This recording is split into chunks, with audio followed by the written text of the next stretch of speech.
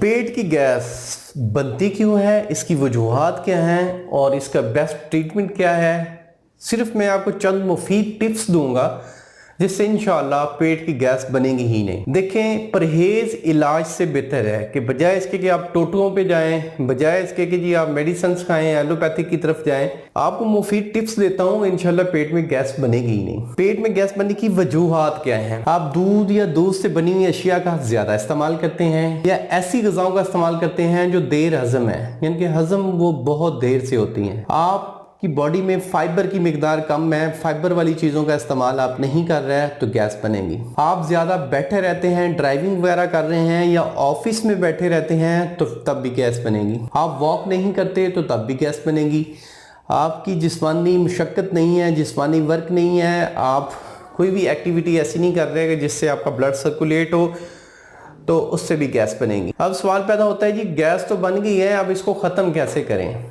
सबसे पहले आप वॉक लाजमी करें, डेली 2 से 3 किलोमीटर की वॉक लाजमी करें, इससे गैस नहीं बनेगी। सेकंड, दूध या दूध से बनी हुई अशिया को छोड़ दें कुछ अरसे के लिए तो इससे भी गैस नहीं बनेगी। थर्ड, जो देर हजम चीज़ें हैं जैसे कि दाल माश हो गई, ठीक है, मूली हो गई, इस तरह की चीज़ें, या जो बलगम वाली चीज़ें हैं जैसे कि गोभी होगी, आलू हो गया, इस तरह की चीज़ें इस्तेमाल करेंगे तो उससे गैस बनेगी, उनका इस्तेमाल छोड़ दें।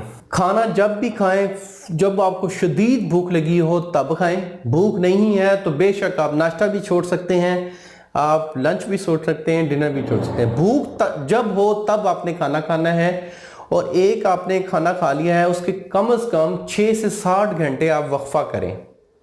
आपने देखा होगा कि जब रमज़ान का महीना आता है तो रमज़ान के पूरे रोज़े रखने के बाद हमारा मैदा बड़ा फिट हो जाता है। उसकी वजह क्या है? उसकी वजह यह है कि हम सैरी कर रहे होते हैं, उसके साथ 8 घंटे, 10 घंटे, 12 घंटे के बाद जाके इफ्तारी होती है तो पहले वाला खाना अच्छी तरह हजम हो चुका होता है, तो दोबारा हम खा रहे होते हैं। तो रोज़ों में गैस का मसला काफ़ी हद तक कम हो जाता है, गैस्ट्रिक प्रॉब्लम कम हो जाती है, कॉन्स्टिपेशन भी नहीं रहती। जिनको गैस है उनको कॉन्स्टिपेशन का भी मसला होगा। तो ऐसे हजरात एक तो अपनी लाइफ को चेंज करें, पानी का इस्तेमाल ज़्यादा करें और सादा ग़िज़ा खाएं। सादा ग़िज़ा खाना सुन्नते रसूल है, तो जब सुन्नतों पे आप अमल करेंगे तो आप एक बेहतरीन, एक सेहतमंद ज़िंदगी गुजार सकते हैं। अगर आपको मैदे में बहुत ज़्यादा मसाइल हो गए हैं, जैसे कि एच पैलरी हो गई है, मैदे का अल्सर हो गया है, तो उसके हवाले से आप अपनी रिपोर्ट्स के हमरा मेरे क्लिनिक पर तशरीफ़ लाएँ। इंशाअल्लाह आपको एक बेहतरीन ट्रीटमेंट दिया जाएगा। अल्लाह आपका हामी नासिर हो। शुक्रिया, जज़ाकल्लाह, अल्लाह हाफिज़।